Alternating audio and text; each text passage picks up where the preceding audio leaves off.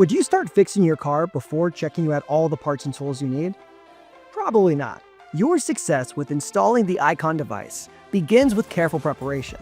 Skipping prep can lead to missing tools or failed installs, and cost you time or even money if installed incorrectly. Your first step is to review Ikon's installation instructions thoroughly. Make sure you have access to all documentation related to the specific Ikon device model. If you haven't done this already, you should stop and locate the guide because this will be your reference point throughout the process. Next, gather all the tools you'll need.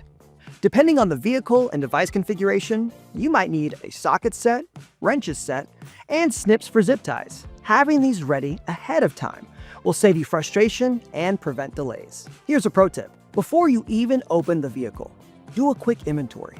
So when it's time to get hands-on, you won't have to stop and hunt for missing tools.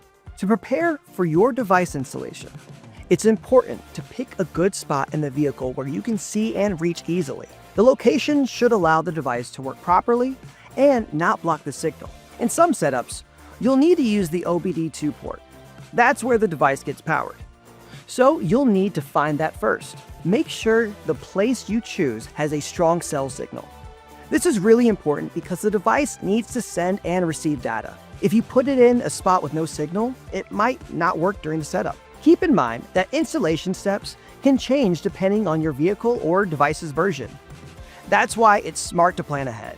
If you're ever unsure, check the Ikon installation guide or ask your Ikon representative for help. Being prepared helps you install the device the right way, making it quick, smooth, and ready to last.